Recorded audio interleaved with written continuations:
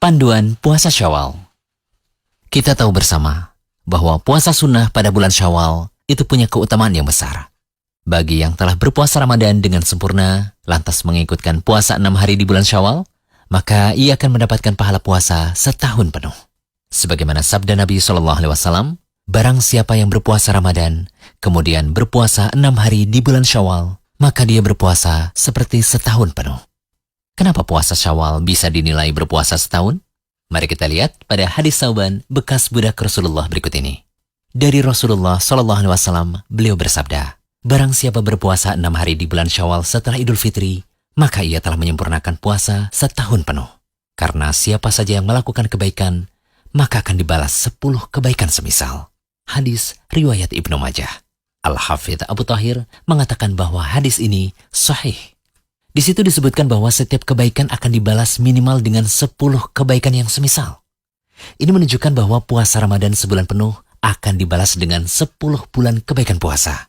Sedangkan puasa 6 hari di bulan Syawal akan dibalas minimal dengan 60 hari atau 2 bulan kebaikan puasa. Jika dijumlah, seseorang sama saja melakukan puasa 10 bulan ditambah 2 bulan, yang hasilnya sama dengan 12 bulan. Itulah mengapa orang yang melakukan puasa Syawal bisa mendapatkan ganjaran puasa setahun penuh. Berikut kami rangkum beberapa catatan tentang puasa Syawal. Pertama, puasa sunnah Syawal dilakukan selama 6 hari, sebagaimana disebutkan dalam hadis di awal tadi. Kedua, puasa Syawal lebih utama dilaksanakan sehari setelah Idul Fitri, namun juga tidak mengapa jika diakhirkan, asalkan masih di bulan Syawal. Syekh Muhammad bin Shalih Al-Utsaimin rahimahullah berkata, para fuqaha berkata bahwa yang lebih utama 6 hari puasa Syawal dilakukan setelah Idul Fitri atau 1 Syawal secara langsung. Ini menunjukkan bersegera dalam melakukan kebaikan. Ketiga, puasa Syawal lebih utama dilakukan secara berurutan. Namun juga tidak mengapa jika dilakukan tidak berurutan. Syekh Ibnu Utsaimin juga berkata, lebih utama puasa Syawal dilakukan secara berurutan, karena itulah yang umumnya lebih mudah. Itu pun tanda berlomba-lomba dalam hal yang diperintahkan. Keempat, usahakan untuk menunaikan qada puasa terlebih dahulu, agar mendapatkan ganjaran puasa Syawal, yaitu puasa setahun penuh. Ibnu Rajab Al-Hambali rahimahullah berkata, siapa yang mempunyai kewajiban qada puasa Ramadan, hendaklah ia memulai puasa qadanya di bulan Syawal. Hal itu lebih akan membuat kewajiban seorang muslim menjadi gugur. Bahkan puasa qada itu lebih utama dari puasa 6 hari Syawal. Kelima, puasa Syawal tidak boleh digabungkan dengan qada puasa Ramadan. Kami tegaskan sekali lagi ya, tidak boleh melakukan puasa 6 hari di bulan Syawal dengan niat ganda, yakni menggabungkan puasa sunnah dan mengqada puasa Ramadan yang pernah ditinggalkan. Karena meninggalkan puasa ketika Ramadan, baik karena alasan yang dibenarkan maupun tanpa alasan, itu wajib untuk diqada. Sementara puasa 6 hari Syawal itu hukumnya sunnah. Oleh karena itu, hendaknya orang yang memiliki utang puasa terlebih dahulu mengqada utang puasa Ramadan, baru kemudian melaksanakan puasa sunnah 6 hari bulan Syawal.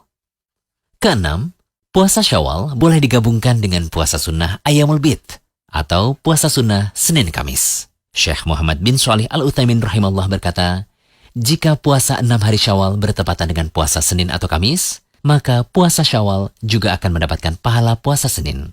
Begitu pula puasa Senin atau Kamis akan mendapatkan ganjaran puasa Syawal. Hal ini berdasarkan sabda Nabi SAW, sesungguhnya setiap amal tergantung pada niat, dan setiap orang akan mendapatkan pahala yang ia niatkan.